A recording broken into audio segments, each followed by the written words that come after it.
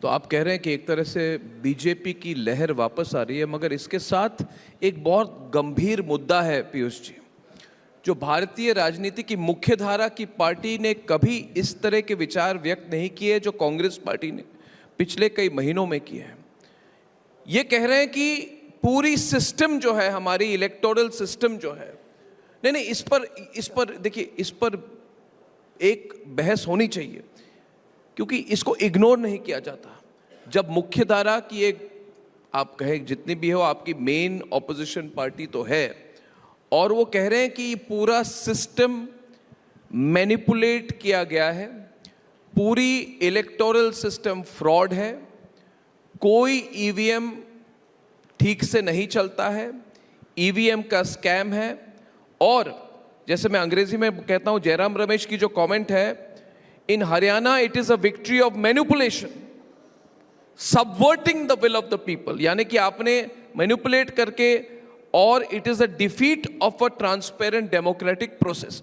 देखिए, ये कह सकते हैं कि ये कहना नहीं चाहिए, मगर ये बातें बाहर जाती हैं, ये बातें किसी न किसी को प्रभावित करती हैं। यही चीज़ें कोई रील बना के, ट्वीट करके फास्ट फॉरवर्ड किया जाएगा। यही चीज़ें ये यूट्यूबर जो है ध्रुव राठी जैसे, उसको ट्वीट बना के उसको वायरल करेंगे। इनऑर्गेनिक सिस्टम से यंग लोगों को एक तरह से प्रभावित किया जाएगा कि पूरा सिस्टम मैनिपुलेट किया गया है। मुझे नहीं लगता कि आज के डिजिटल के ज़माने में इन चीज़ों को इग्नोर किया जा सकता है, और शायद इनको कन्फ्रंट करने की बहुत ज़रूरत है। तो इस पर आपकी क्या विचार है? क्या आप इलेक्शन जीतते जाएंगे और कोई कहता जाएगा? और इसका एक और मैं आपको एग्जाम्पल देता हूँ, सॉरी मैं 10 सेकेंड और लूँगा।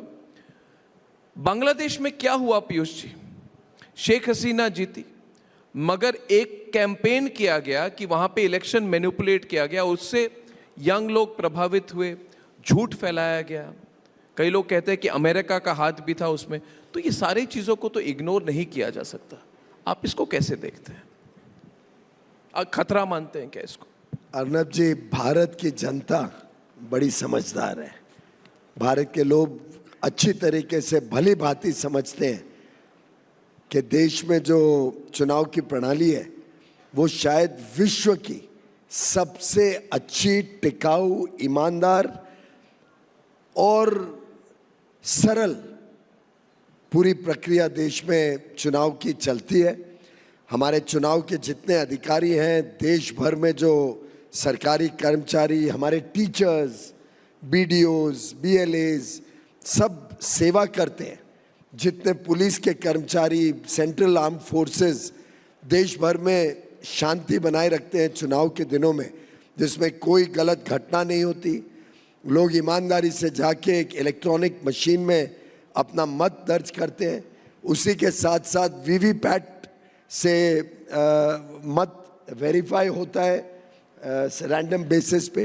ये जो पूरी प्रणाली है, इसमें इंटरनेट कनेक्शन नहीं है, जिसमें कोई कभी भूल चूक के आरोप भी लगाए तो कोई सवाल उठे।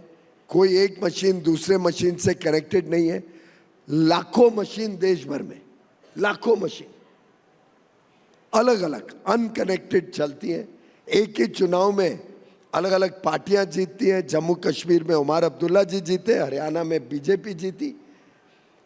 मैं समझता हूं कि देश की जनता बड़ी समझदार है, पर अब कुछ लोग बालक बुद्धि के, जिनके गुरु भी ऐसे हो जिनको समझ नहीं हो।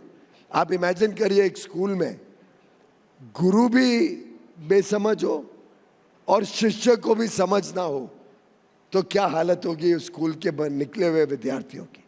और जो पार्टी स्वयं देश को इमरजेंसी में डाल दे, आखिर सुप्रीम कोर्ट का या हाई कोर्ट के, इलाहाबाद हाई कोर्ट के निर्णय के बाद, जब उस समय की वर्तमान प्रधानमंत्री श्रीमती इंदिरा गांधी जी को गद्दी छोड़ने का आदेश कोर्ट द्वारा आया फॉर इलेक्टोरल मैल प्रैक्टिसेस, गलत कारनामे करने के लिए चुनाव में, तो उन्होंने उस चुनावी फैसले का सम्मान नहीं किया।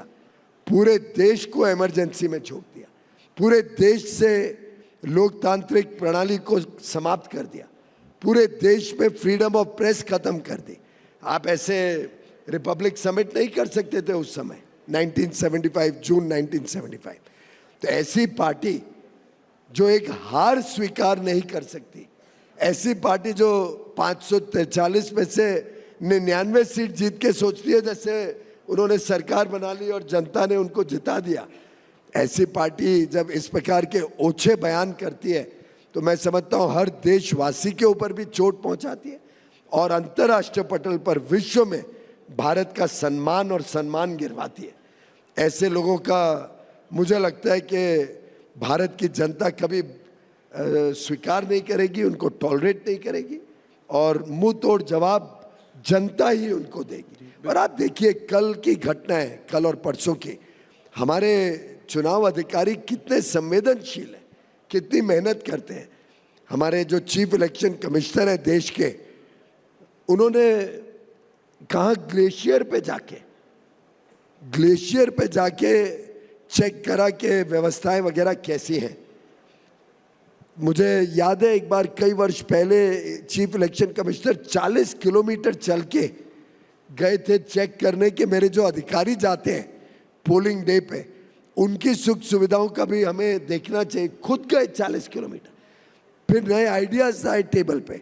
और एक ज़माने में जहाँ पोलिंग डे के 3 दिन पहले पोलिंग अधिकारियों को जाना पड़ता था वोट डलवाने के लिए, उन्होंने उसको इंटेलिजेंटली रीमैप किया और आज वो P-3 जैसे पोलिंग डे के 3 दिन पहले जाने पड़ते थे, वो आज पूरे देश में समाप्त किया। कैसे? खुद अधिकारियों ने जाके स्वयं वेरीफाई किया इसका बेटर रास्ता। और जब उनको हेलीकॉप्टर बैड वेदर की वजह से चल नहीं पाया तो उनको 18 घंटे -10 डिग्री में एक डिजर्टेड घर में रहना पड़े और फिर भी उन्होंने कभी कंप्लेन नहीं की और उनका उत्साह नहीं गिरा। ऐसे तो हमारे अधिकारी हैं, बैकपैक पे लेके जाते हैं वोटिंग मशीन जंगलों के अंदर। देखिए पीयूष जी, एक थोड़ा पॉइंट ऑफ व्यू मेरा डिफरेंट है इस पे कि शंका की पॉलिटिक्स को आप काउंटर नहीं कर रहे हैं, ये गलत है। आपको लग रहा है कि आपके काम, आपने जो विकास आप जो लाए हैं, जिस तरह से आपने इलेक्शन कमीशन की बात कही, इन सब चीज़ों को अप्रिशिएट किया जाएगा, ज़्यादातर लोग करेंगे। मगर अभी नया ट्रेंड है, शंका की पॉलिटिक्स को डिजिटल में सबके सामने ले जाइए और उसके साथ कहिए कि इस देश में सिर्फ एक ही केंद्र बिंदु होगा, वो है जाति जाति जाति। पूरे भारत के पॉलिटिक्स, समाज और राजनीति को एक केंद्र बिंदु में समेट लिया जाएगा, वो है कास्ट, कास्ट और कास्ट।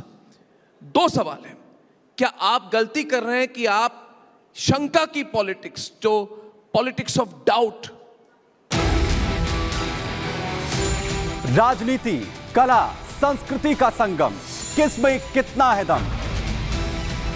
राष्ट्र सर्वोपरि सम्मेलन 18 अक्टूबर सिर्फ रिपब्लिक भारत पर।